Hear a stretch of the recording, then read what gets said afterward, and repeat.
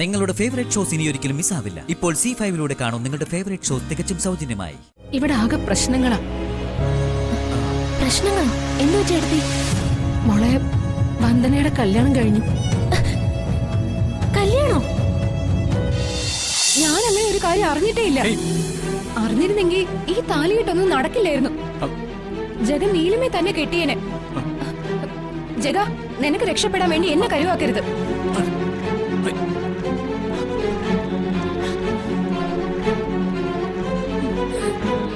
എന്ത് ന്യായം എഴുന്നള്ളിക്കാൻ മടിക്കാത്ത രാഷ്ട്രീയക്കാരനാവുമ്പോ നട്ടാക്കുരുക്കാത്തത് എന്തും പറയാം, അല്ലേ ഏട്ടാ?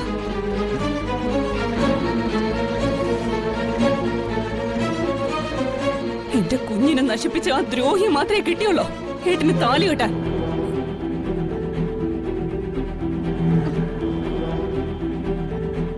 അതിനെ കുറിച്ച് എന്ത് ന്യായം ഏട്ടന് പറയാനുള്ളത്? നിന്റെ കുഞ്ഞിനെ കൊന്നോളാണ് വന്നതെന്ന് ഞാൻ വിശ്വസിക്കുന്നില്ല. അതാണ് ന്യായം. അത് തന്നെയാണ് സത്യവും. വന്ദനയെ മോശക്കാരിയാക്കാൻ ആരോ കെട്ടിച്ചമച്ച കഥയാണത്.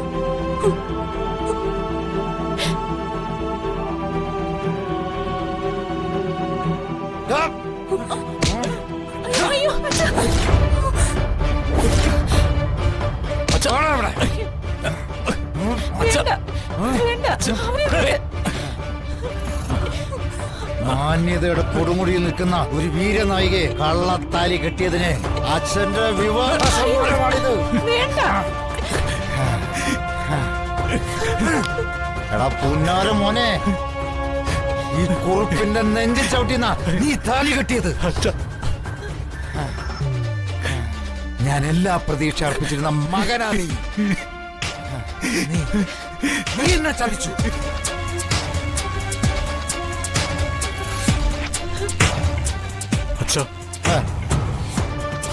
ഇനി എനിക്ക് ഒരു മകനേ ഉള്ളൂ, ജിതേന്ദ്രൻ.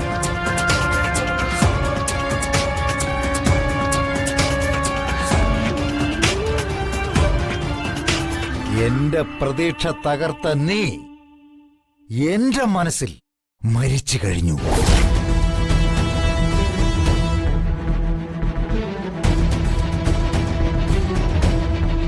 അച്ഛന്റെ പ്രതീക്ഷ നിറവേറ്റാൻ മകന് ഉത്തരവാദിത്വം ഉള്ളതുപോലെ ഒരു മകന്റെ ആഗ്രഹങ്ങൾ നിറവേറ്റാനുള്ള ഉത്തരവാദിത്വം അച്ഛനും കാണിക്കാം. എന്താ, എനിക്ക് ഇഷ്ടപ്പെട്ട പെണ്ണിനെ സ്വന്തമാക്കാനുള്ള സ്വാതന്ത്ര്യം പോലും എനിക്ക് പാടില്ലേ?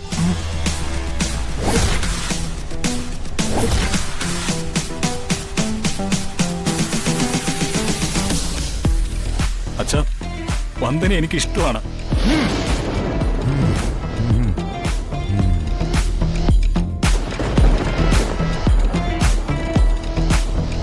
അവിടെയാണ് ഞാൻ താലി കെട്ടിയത്. അത് അച്ഛനും അമ്മയെ അംഗീകരിച്ച് തന്നേ പറ്റൂ.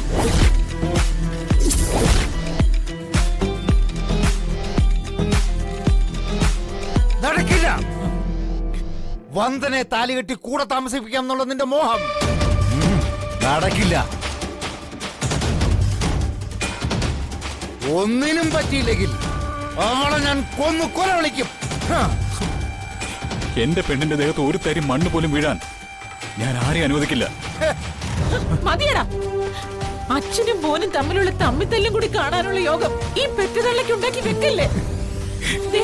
പറ്റുമെങ്കിൽ എന്റെ മോൻ കുറിച്ച് വിഷം വാങ്ങിത്താ. അമ്മേ, ഈ നശിച്ച ജീവിതം എങ്ങനെയെങ്കിലും ഞാൻ അവസാനിപ്പിക്കട്ടെ. അമ്മേ, അങ്ങനെയില്ലെങ്കിൽ എന്റെ ജീവിതം തന്നെ പാഴ് ജന്മായി പോകും.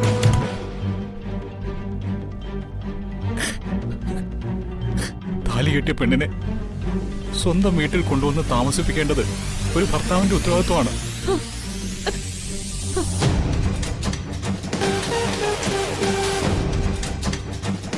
ഞാൻ എന്റെ പെണ്ണിനെ ഈ വീട്ടിലേക്ക് തന്നെ കൊണ്ടുവരും. സമ്മതിക്കില്ല ഞാൻ. നിന്റെ എന്താ ഉറപ്പാടാ പറയുന്നേ? നടക്കും.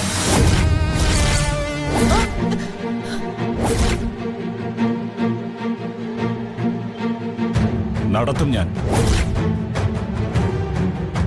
മോനെ വേണ്ട. താലിദോഷമുള്ള ആളെ വന്ദന.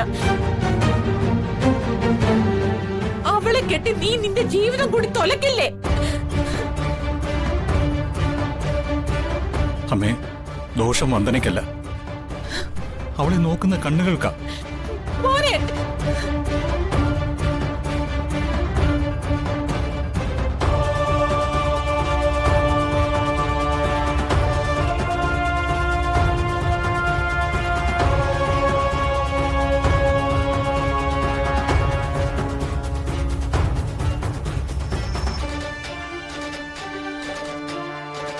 ഓടാം, പോയി ചാവടാം.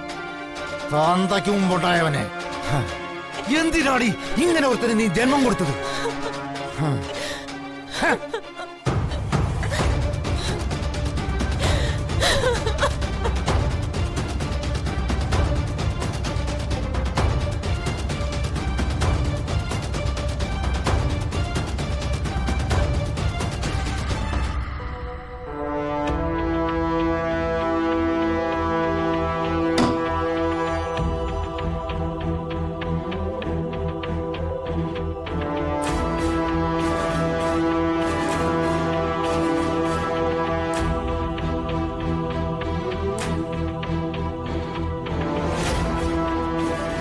വർഷേ,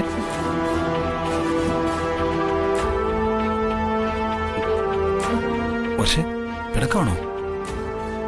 നീ നോക്ക്, വർഷ എന്നോട് പിണങ്ങിയ എന്റെ സങ്കടം പങ്കുവെക്കാൻ പോലും എനിക്ക് ആരുമില്ല.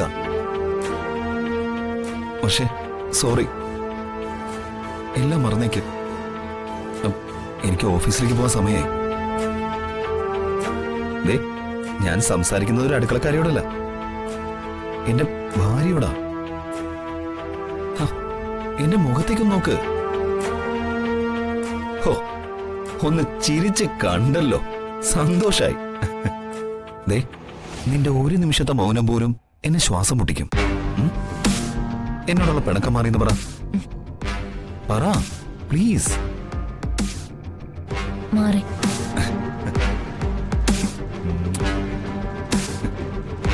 പോട്ടെ. ഏട്ടാ, പോകുമ്പോ വാതില് പൂട്ടാൻ മറക്കണ്ട. ഇനി അതിന്റെ ആവശ്യമൊന്നുമില്ല.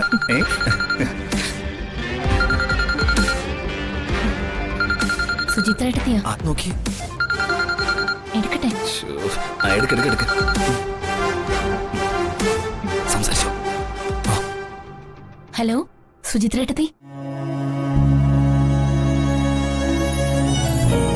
പറ, സുഖാണോ? എന്ത് സുഖം, ഇവിടെ ആകെ പ്രശ്നങ്ങളാ. പ്രശ്നങ്ങളോ? എന്തു ചേട്ടത്തി? മോളെ, വന്ദനയുടെ കല്യാണം കഴിഞ്ഞു. കല്യാണോ? ഡൗൺലോഡ് ചെയ്യൂ C5 ആപ്പ്. കാണൂ എല്ലാ എപ്പിസോഡുകളും സൗജന്യമായി.